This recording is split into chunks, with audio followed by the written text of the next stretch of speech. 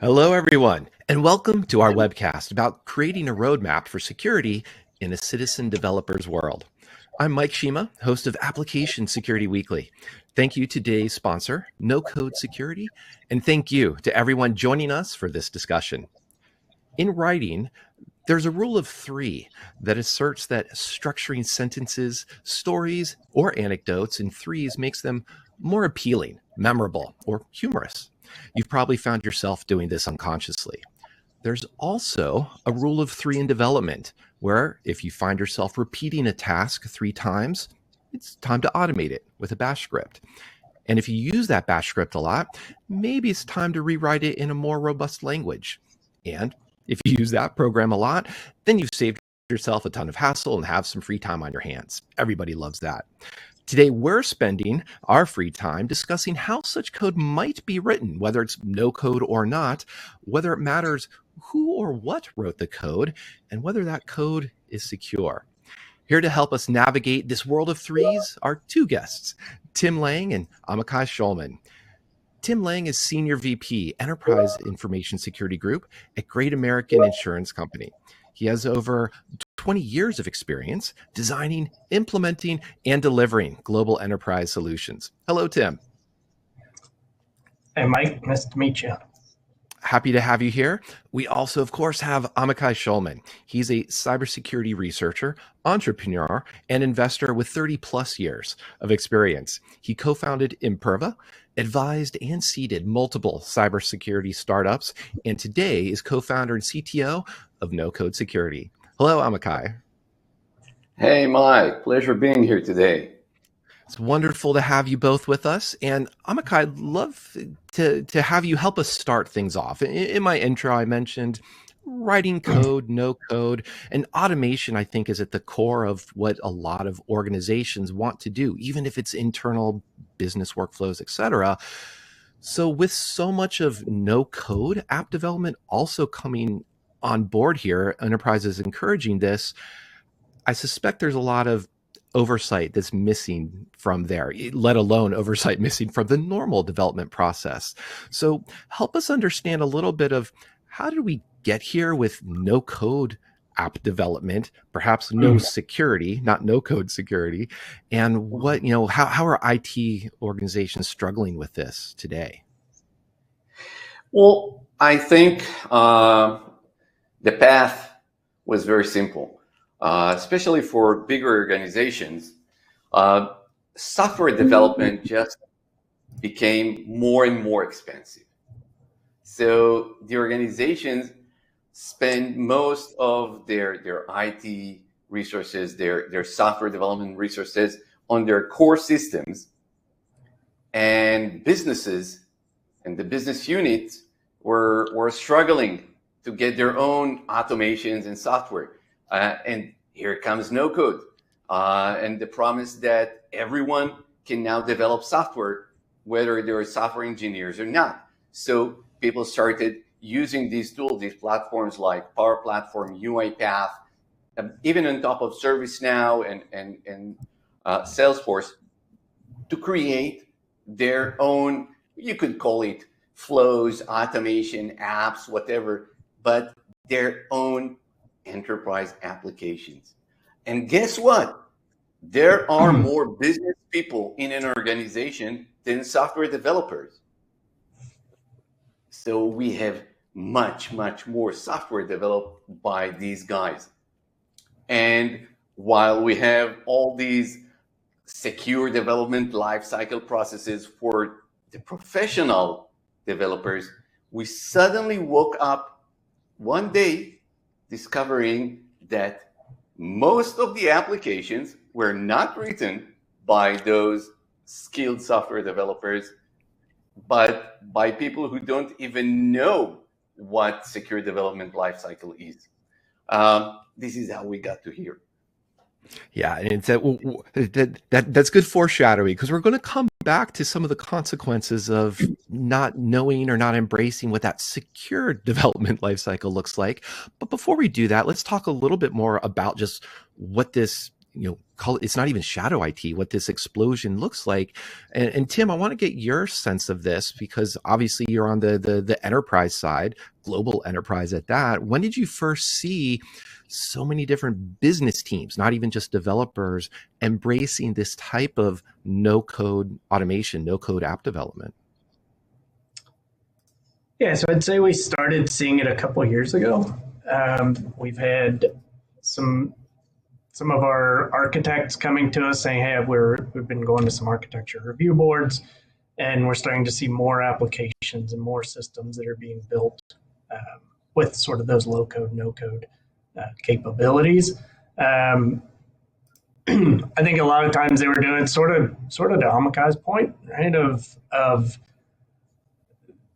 it takes a lot of money to custom build something from the ground up. It also takes time, and the speed to market for getting something deployed, when it can be done with drag and drop and then just making a few additional components or a few additional code snippets to it, just made it easier for them to not have to rely on our development teams and not rely on getting something prioritized. So between those types of pieces, and then just starting to see as we were rolling out more and more of the Microsoft products, you start to see, Power BI and Power Automation and all those other components that are coming out. We're just kind of seeing that as something that was going to become bigger and bigger within our organization. And a lot of that, I think, to help us position what we're concerned about here, I think a lot of that is not just, here's automation that's connecting my calendar to something. This is a lot of automation that's the back-end business, like both of you have been pointing out. And the risk there is that these are consequential workflows. These are being connected to things that are supporting revenue generation, right? And I wonder, maybe Tim, could you give us a sense of that, and then we'll go over to Amichai about even expanding on some more risks there too. Yeah, I mean, some of these low-code, no-code solutions we were using are at least initially, were ones that were definitely customer-facing and ones where you could kind of gather policy information and integrate in with our back-end systems. And so it absolutely was a large and high visibility components of it, not just some sort of back-end solution. And for us, we ran into issues where we found credentials stored within the application that we would not have normally seen, or we saw connection strings or weak passwords or all kinds of other things in there that we discovered probably more by chance than anything else, which sort of gave us a little bit of that, hey, this is a gap of ours that we need to address. Yeah, and I'm laughing just because I recognize that experience of just, oh wait, here's some hard-coded credentials, here's that connection string. And honestly, humans, like, I guess code rather than no code, humans make those same mistakes. Agents make those same mistakes too. We might talk about that in a second as well. But yeah, I think Amichai, so Tim gave us a good sense of just very basic but very consequential types of vulns that can happen in these types of low-code, no-code situations. Are there other types of vulns that you've been seeing as well, or especially something that is perhaps more unique to the no-code environment, or something that pen testers or traditional scanners aren't necessarily paying attention to in these environments right now? I think that the most basic level, it's everything that we already know from web applications. I have this, perspective about web applications 20 years ago, and it's kind of a deja vu. So all these vulnerabilities that really we kind of got almost rid of in standard software are now making a huge comeback. So Tim mentioned hard-coded secrets. And for a trained software engineer, that's like the most basic restriction. Never use passwords in your code. Well, they do that. Okay, we know that they do that from time to time. But But those citizen developers, a lot of what they do is integrate with different internal or external systems. And the easiest way for them to do that is like embed their own credentials there inside that app or automation, and here we go. So actually, that was a surprise for me. I didn't expect that to happen, because a lot of these platforms, they do provide for a safer way to do that. But you know, people start doing it and say, hey, I can put my credential here and it would work. Let's do that. And then there are injection vulnerabilities. And SQL injection. We saw SQL injection immediately when we started analyzing automations that were connecting to databases, or applications that were connecting to databases. Specific types of injections that happen in these environments. So for example, if you take Power Platform, they use a lot of OData filters for the different data connections. It turns out that there's such a thing called OData injection. And it works almost as good as SQL injection, and then DAX injection, and then path reversal, when people access their own OneDrive with information that they took out from an incoming mail message, for example. And then it grows from there.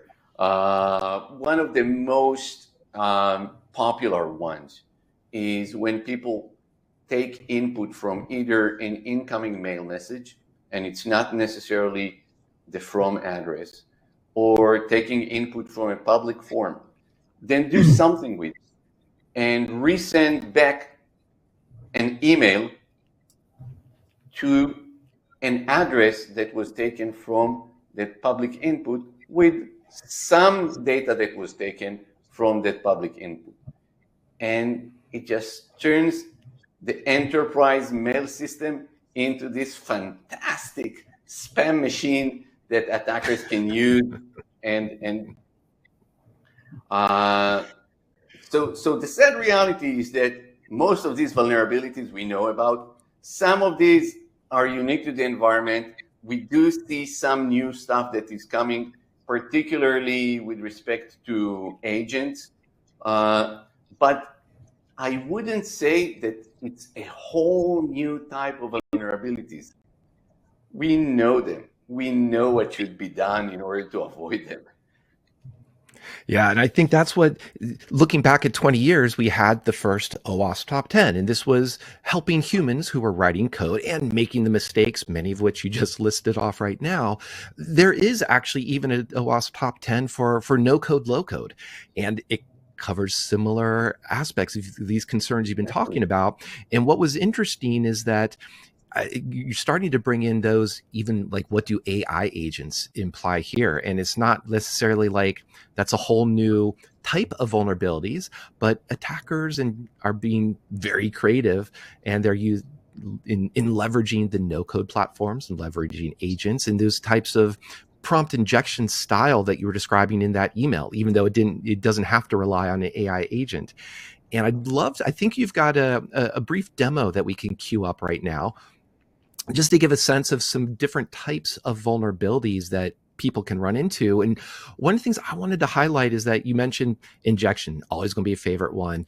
But as both you and Tim have been pointing out, a lot of this no code, low code is the glue for business processes that are dealing with data. And the way that data can be leaked is very consequential. And it might come from that SQL injection, it might come from a path reversal, it might come from something else. But the real problem is that we're connecting all of these systems to data. And if that data goes where it shouldn't be, that's a concern for everyone. So that was my maybe bit of prep for the demo. And I wonder if now we could run that for you, if you want to talk us through that. Yeah, because it really is better to see that, and rather than just talk about what's the risk with no-code agents. So if we could bring the video on, you'll see that I have a very simple public agent that provides information about my products to potential customers. Public information, everyone can come in and ask questions about the products, but you'll notice that with a different request, it suddenly spills out data about the employees table, which of course shouldn't happen, but it does, and we'll talk about why in a second. There's also functionality inside that agent to send emails that can be abused to actually send this information that we see here to someone's personal email address, which of course takes this simple productivity exercise and translates it into a catastrophical data breach. And we could see in a second that it's an email that now contains information about my employees. Now, we didn't see prompt injection here. We saw simple sentences that caused that. Now, why is that? Is it inherently vulnerable? No, the answer is no. We see here the agent, and you could see that this is what I meant to be, a topic that is accessing the database and taking information from the products table. However, the database access tool is not properly defined. If you go inside the details, you'll see that I checked here the wrong radio button, which allows the agent to directly access the database without the context of the product's topic. And my second mistake is that I left the name of the table open here because I took care of it in the topic. Now, the agent can now access that table directly and take the table name from the user prompt. Now, there are two vulnerabilities here that are very easy to detect and should be reported to the developer, and the developer should fix them, and then we're good. But at the meantime, we have an agent running in production, which is a disaster waiting to happen. So on top of just finding vulnerabilities, what I really like to do is take this agent and run it in an environment that includes runtime protection. So now we have the same agent running in a protected environment where you can still get all the public information about the product, and that's a good thing. But then if you try to access the employees table, you'll be blocked. And the reason you're blocked is because this environment was able to learn the behavior profile of the agent and realizing that this is an agent that is only accessing the products table and not the employees table. And much in the same way, if now someone tried to take the information out into a personal email address, even if that's the public product information, they will be blocked because I've put a rule in this environment to not allow information going out to personal mail addresses, regardless of the type of information. So it's easy to see that the issues, the vulnerabilities are very simple. Not elaborate jailbreaking stuff, not too much of a prompt injection. Fix is very simple. And a mechanism for providing protection in real time only requires looking at what is the data that we want the agent to access and how do we allow information to go out. And that's a policy that security teams can set up.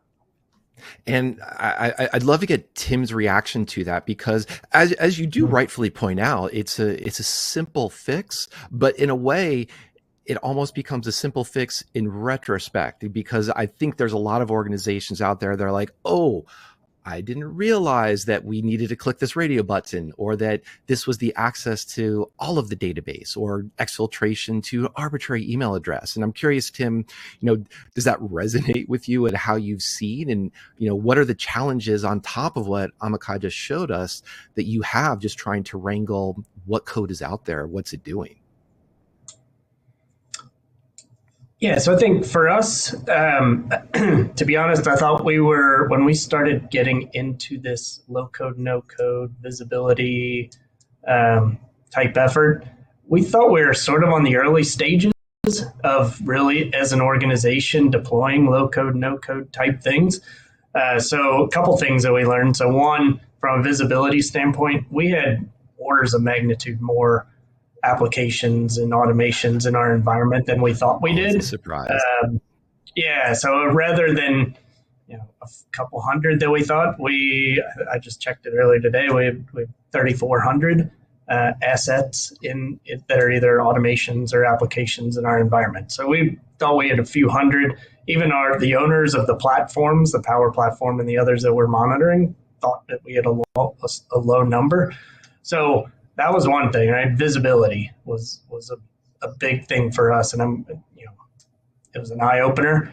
One of the other things we found from that visibility is just things we wouldn't have seen. Like, we found one of our automations where there was somebody who every email that was going into their corporate email box, they were forwarding on to their Gmail account, and so it was 100% of their emails were getting forwarded. We didn't have that visibility, and there's plenty of other examples to that.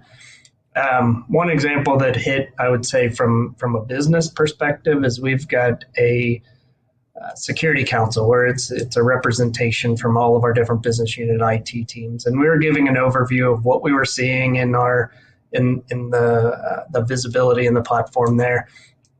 And one of our business units came up afterwards, and they were like, I was looking at your demo, and there was a user on there that had 200 automations.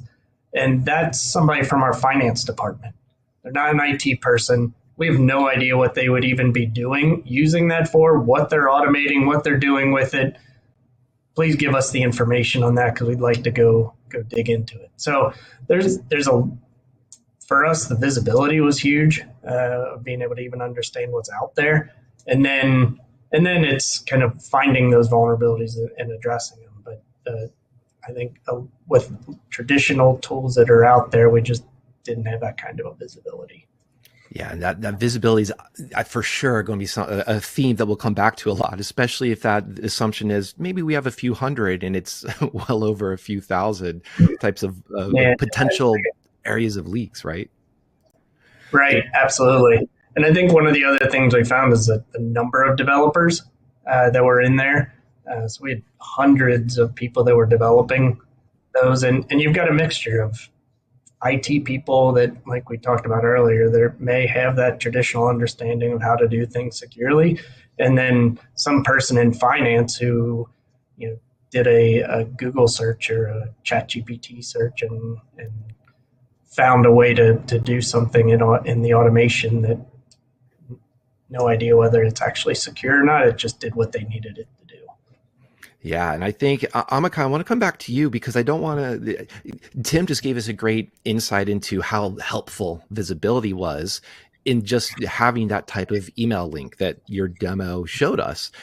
And one of the things that it really appeals to me from that demo is that we're not positing that in the traditional developer sense, hey, we need to have secure code training. I don't think we're trying to say now we need to have all of these, everybody in the finance department have a no code, no security training. I'm not sure how we would title that, but rather than just tell people, click on these things or write things securely, the tool is showing us that it's actually pretty simple to do this. So we can either spend an hour on PowerPoints or just a few minutes making things better, but I don't want to hand wave over that. I'm curious if what else from that demo are some good takeaways that you would really highlight about to orgs that are watching this and how they could leverage this type of security approach.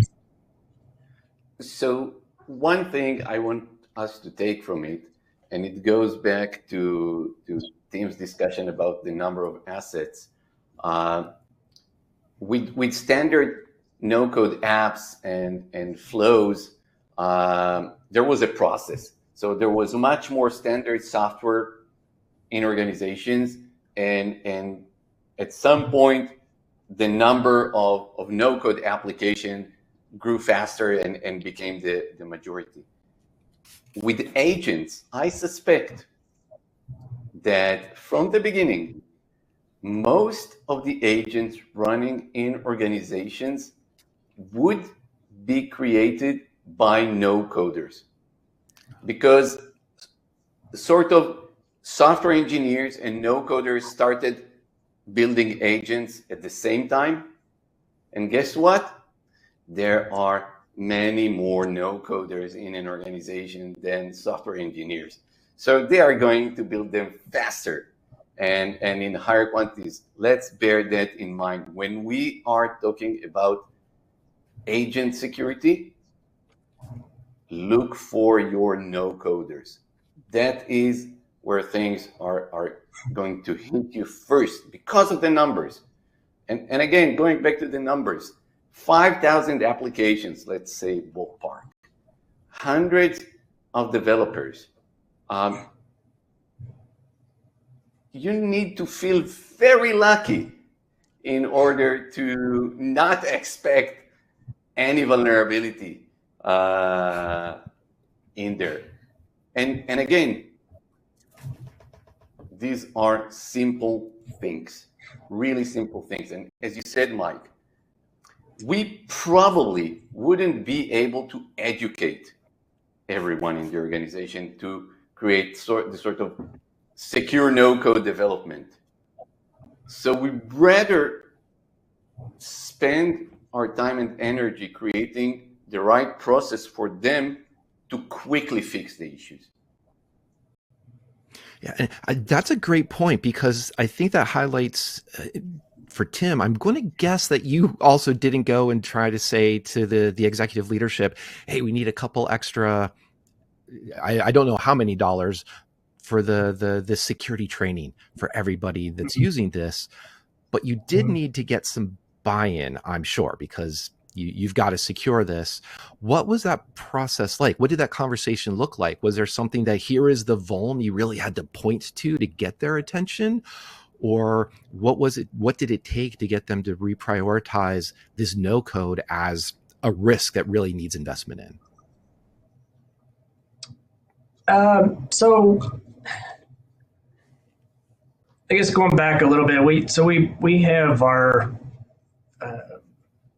security architects that are regularly having conversations and with the business and with development teams and stuff, and they started seeing more and more of the things that they were reviewing being low code, no code solutions. We have a regular conversation then with our CISO on what's emerging, what are some of the risks. We have a pretty robust application security program, more on the traditional development side of the house, under having the static scanning and dynamic scanning and all those things to try to make sure that we're deploying code securely. But we all pretty consistently said this was a gap in our knowledge. So there's those things, Amichai mentioned, and you mentioned, even though OSP top 10, right? There are security vulnerabilities in this type of code, and we knew that was a gap. We had no visibility really into where those vulnerabilities might be in that, and so we, going to our leadership, it was less of a here's a known vulnerability we found, and more of a we see this as a gap that's going to continue to grow as a risk for the company. And then I think my main architect went to a conference last year. I went to a conference last year, and both of us talked with Amichai and his team separately, and we both came back saying, hey, I found a tool that I think we need to take a look at. So and then once we did the POC of it, and we really got some of that visibility, that sort of put us over the edge with senior leadership of here's the vulnerabilities that we have in the environment, here's the risk, and then we got the support to really move forward with bringing something in to help that.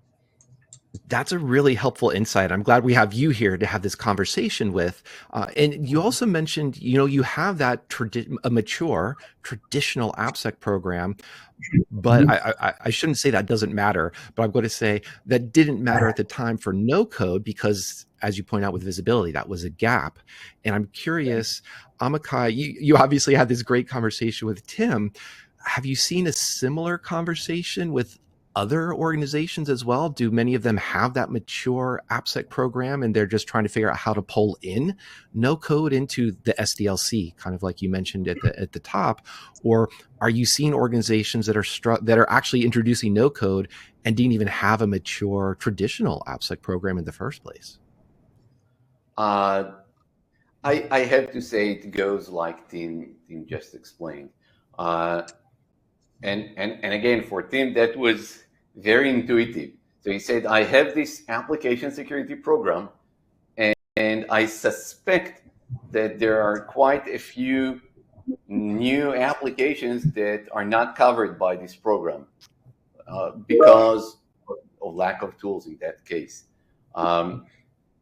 So that is usually what we see in organizations. They have robust secure development programs and application security programs. They know what to do, and sometimes they realize that now they have all these applications that are not covered, and for quite a few organizations that's now the bigger number of applications. Sometimes we make them realize that. So we just we just explain it just this way. You know what needs to be done. You've invested so much time, so much energy, so many funds in creating and maintaining this AppSec program, and you're now saying you don't need it for 100,000 applications, and that's not a number I'm making up. That's a real one. Yeah, I think in that number, it puts in a really good contrast in the sense of, I think at the beginning, everybody would probably pretty easily agree we have a problem. But as Tim has been helpfully pointing out, having that visibility, how much of a problem is a much more important way to have this discussion and frame this discussion. But to your last point, Amichai, even just knowing we have 100,000, let alone just a few thousand, there's one part of visibility, just I know it's a problem. I know we have to corral it or at least track what my attack surface is. But there's also that subtle or not so subtle step to figure out, well, how do we actually now protect ourselves?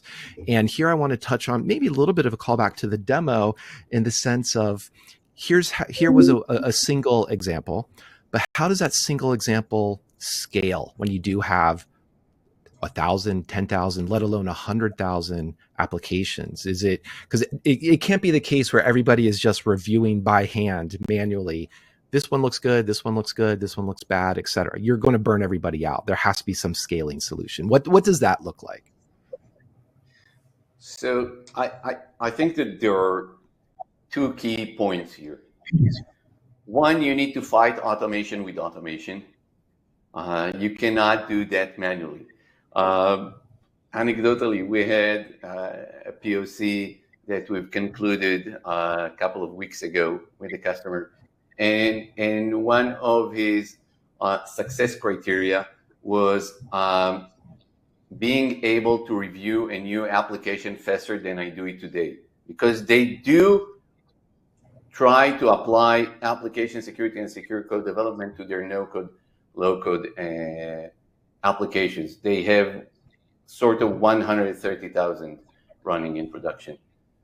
So his success criteria was, I want to do it faster than today. And we're going with him over that. and I'm asking, what's your number today? And he says 2 weeks.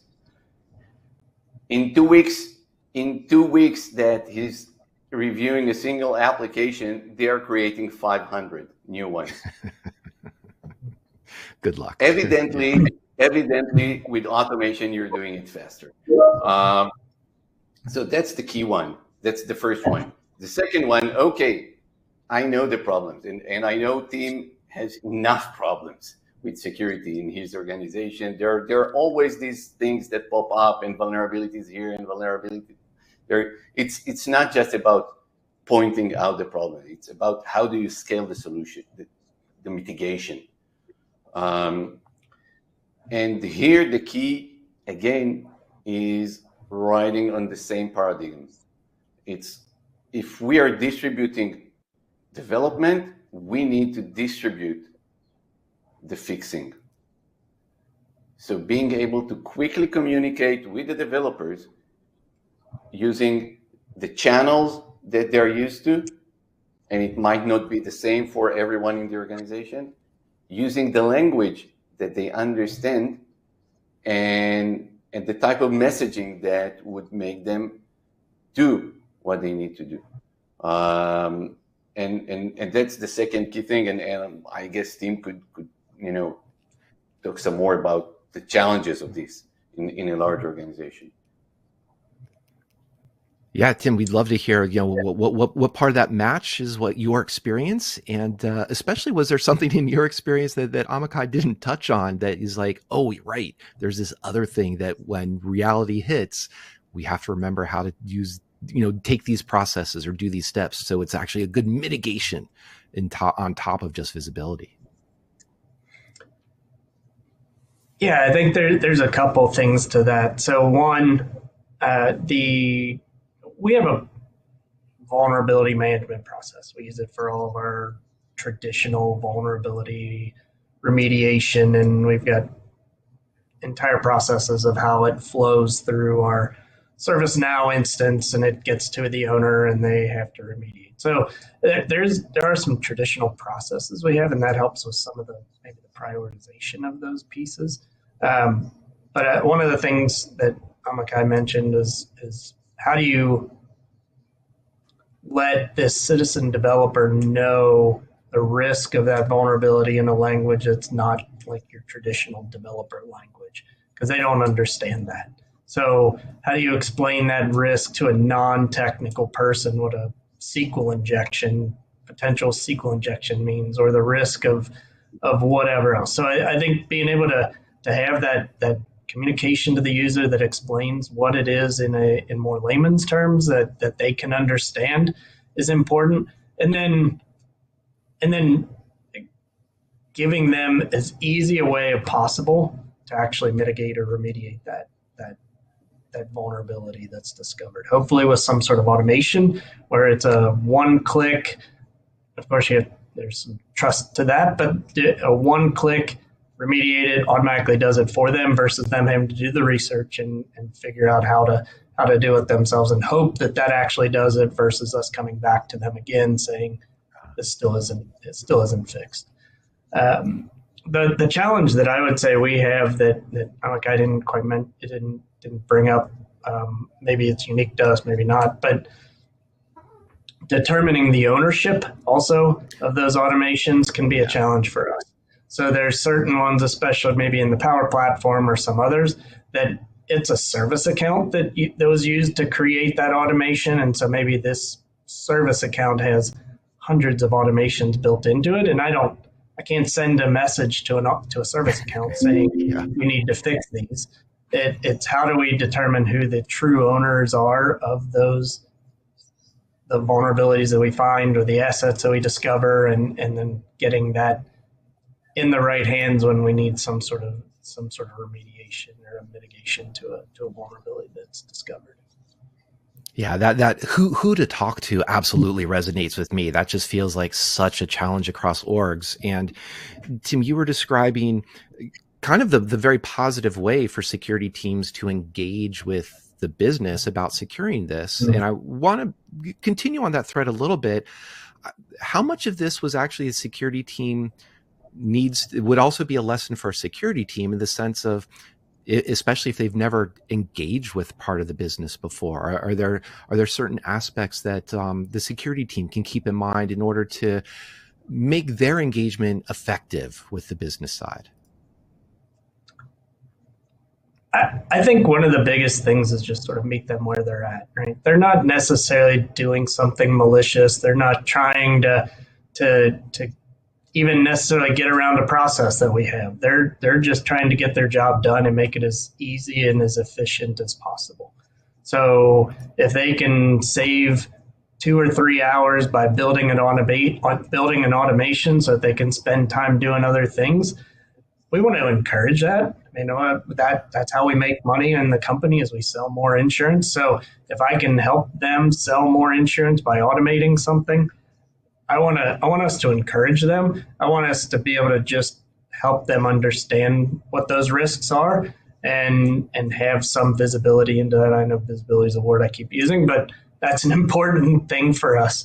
I don't like the old adage that security, you don't want to be the no people. That's kind of been said for years and years and years, right? But that's not what we are. We need to be able to meet them where they are and help them to get to what they need to do, but do it in a secure fashion.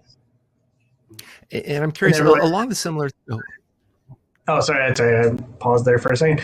And it's all, and everybody's different, right? So we're going to be talking with some people who are very low tech, and you have to be able to explain it in a very low tech manner. And then there's people that are maybe they're developers, or maybe they're just a help desk agent that's looking for a better way to automate something.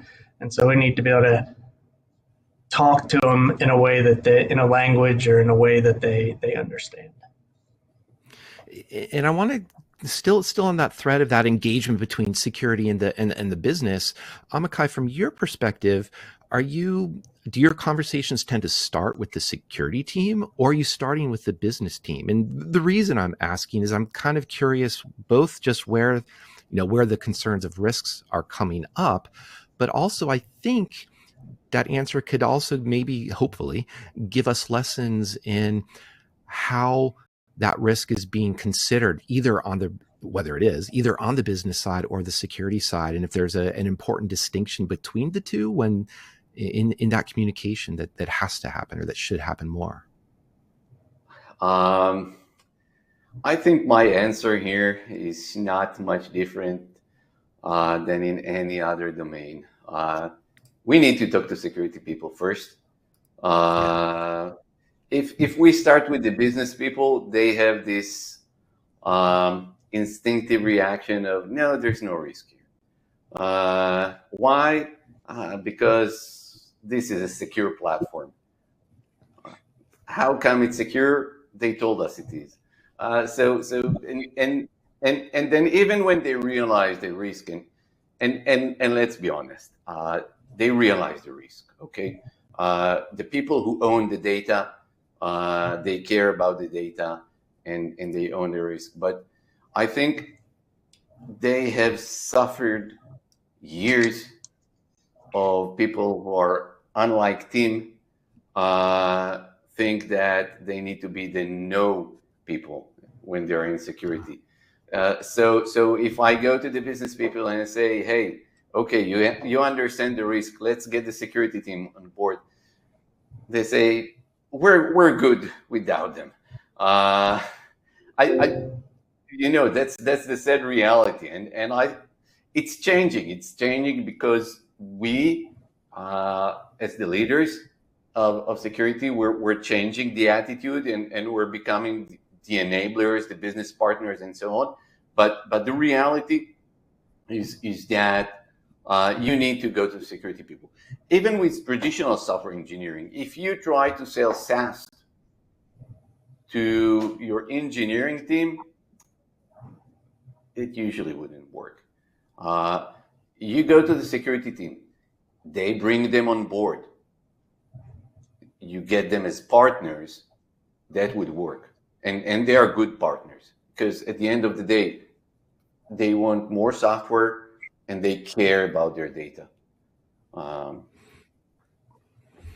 Yeah, I'm going to. There's a comment in there's a comment from the audience. I'm going to roughly rephrase into the sense of a lot of this concern or focus is on the top down, if you will, on identifying concerns, looking for solutions. How much of this, and I'm going to kind of rephrase from a bottom up perspective from the individual coders. And the reason I'm looking at this is also your comment there about like SAST and engaging the security team. They have perhaps the domain expertise on the tool, but there's this type of SAST and type of security tools that succeed are embracing the developer experience, the user experience. It's not that cliche Department of No or that cliche something that's a really difficult tool that's being introduced here. And so that's my long preamble to set up looking at this either from a top down or maybe ideally from a bottom up perspective. Are there signals or metrics that orgs can look at when they can, in order to figure out this no coder development is becoming more risky? And I don't know if maybe we've already answered this through some visibility, but I just didn't want to lose that aspect of these are the people dealing with it, writing the no code on a day-to-day basis. Do you see comments or just pleas for help from them as well in terms of we need security? And maybe I'm not sure who wants to take that first. I'll throw it over to you, Tim, just since maybe you've got some operational experience here. I mean, I would say from the bottom up, I don't know that we get a whole lot of pleas for help. I think they understand that security is important. I think people genuinely understand that, but they're really just trying to do their jobs and do it more efficiently and fair statement, right? Yeah. So I think the metrics of when it's crossing into the risk category. I mean, I think from a security perspective, chances are that's already there. I mean, I was mentioning earlier the fact that we have orders of magnitude more in our environment than we thought we did. Most people probably are going to, unless you're actively blocking those types of things from being used in the environment. Even then, if you block them, they're going to find a way around it somehow if it makes their lives easier. So I think it's maybe not from the top down and maybe not from the bottom up of where we're getting this, but maybe somewhere in the middle with either from a security perspective or from a business perspective that understands data is the most important thing. And if they're trying to do more with data, they want to make sure that it stays secure. And so that's oftentimes where the business will come to us saying, hey, we want to do more with this data and we want to do more automation and we want to do agentic AI with things and how do we do that securely? And that's when sort of the business and the security sort of merge in that effort. That's interesting because then does that mean that, because a lot of my question, a lot of what we've been talking about is identifying the risk. But what you just said there, I'm curious, does that mean that you're the ones ultimately responsible for the risk? Who becomes ultimately responsible in these scenarios? Is it the no coders themselves, the IT, the platforms that you're using, you, or even someone else that I haven't listed here? That's a complicated question. Saving the good questions for last. Yeah. Yeah. So it's a hard one because I kind of consider it a shared responsibility. But if nobody has responsibility, then who has responsibility? So it's kind of a complicated thing that we're trying to figure out right now. I mean, I think from a security perspective, it's our responsibility to make sure that we make sure we have the visibility and that we can make sure that what people are doing is done securely, whether that's through automation or education of the users or things like that. I think there's some responsibility of those citizen developers to know, to think at least a little bit about the security aspect of what they're doing. And from an IT perspective, they're the ones who are introducing the tools. and providing the capabilities in a lot of times to the business. So how do they work to make sure that there's some guardrails in there, whether it's through configurations or automation or whatever that allows that sort of keeps those citizen developers inside of those guardrails to try to reduce risk. So I struggle with saying there's a specific person who ultimately owns it. Obviously, probably who ultimately owns it is our CEOs and the CFOs of the the overall risk. But I think there's a shared responsibility to make sure we're doing it properly. But part of that theme of risk is where it's coming from. Is we also, we've mentioned AI a few times. We can't avoid the topic of AI, LLMs, especially in 2025. And Amichai, we've been talking about no-code, low-code development and understanding the visibility, the need for it here. But there might be organizations out there who just for whatever reason, a CEO is pressuring, we need to talk about AI. We need to be using AI. How does having that AI threat being more pressing on their agenda, perhaps more so than realizing the no code that they already may be using? So I'm just trying to get a sense of how can we bring the two concerns together, or should we be bringing these two concerns together? Are they that closely related between AI agents and these types of no code threats? I think first and foremost, this is something that we see in the cyber industry time and again. That there is this buzz around the new technology, and everyone wants to be that person in the organization that gets the organization into the technology. So yeah, let's do AI security. And quite frankly, with LLMs, there are some very interesting and compelling demos of what could happen if you poison the model, or if you jailbreak the LLM, or even prompt injections. What we're trying to say to organizations, yes, you are going to see many more AI agents, and these are going to be created by your no coders because there are more of them, and the risk there would be less about poisoning your model or jailbreaking an LLM that was created by a very solid and robust company whose business is creating LLM. Most of your security issues would come from that guy who used the LLM and improperly connected it to an internal system of yours with privileges that shouldn't be there and with access permissions that shouldn't have been there, and then allowing that information to go out through a channel that you did not approve. And we're trying to get the conversation into that area where we're not dismissing AI because we are going to see more of it, but we're trying to, and I think it's not very difficult for us even today to show that the biggest threats are not inside the models, not inside the LLMs, but how your people make use of them and connect them to the rest of the organization. And this is where we come in. So, and I think that's a great, we've been talking about no code, and unfortunately we're just about at the no time left as well. But in this no time, just to squeeze in here at the end, Amichai, you made a great point just about engaging with the people, having them.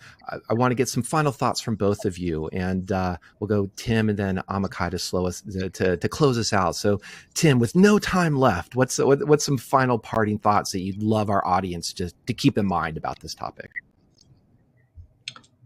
I think one of the biggest things is it's just similar to what Amichai mentioned, that this is going to be a continuing growing area. and while citizen developers aren't maliciously doing things, there's a lot out there that your traditional security measures aren't covering. So being able to understand what's out there and being able to help those developers citizen developers from being able to understand how to do things securely so that they can take full advantage of those products and those platforms is just going to keep getting bigger. And I think security teams need to be looking at how do we handle this going forward. And it's better to take advantage and get a hold of it earlier rather than trying to put that genie back in the bottle after it's absolutely your theme of visibility. Yeah. So Amichai, what do we need to squeeze in here that we either haven't quite covered yet or that you just want to make sure people remember from this conversation? I'll have to double down on the figure, I think. If you have 100,000 applications and you have thousands of developers creating them on a daily basis, and you do not include them in your AppSec program because you think that nothing could possibly go wrong, then you should go buy a lottery ticket. And you're going to need that lottery ticket winnings to pay off all the bug bounty reports you're going to get, because if you don't look for it, somebody else is going to be. Well, I want to say thank you both so much for this conversation. Really enjoyed it. Thank you, Tim. Thank you, Amichai. Thank you, Mike. Thank you, Tim. Also want to say thanks once again to No Code Security for sponsoring today's webcast. And thank you to everyone who joined us and to everyone in the future who's listening to our recording. Make sure to check out No Code Security, NOKOD Security, and keep an eye on securityweekly.com for more engaging webcasts like today's. Thank you.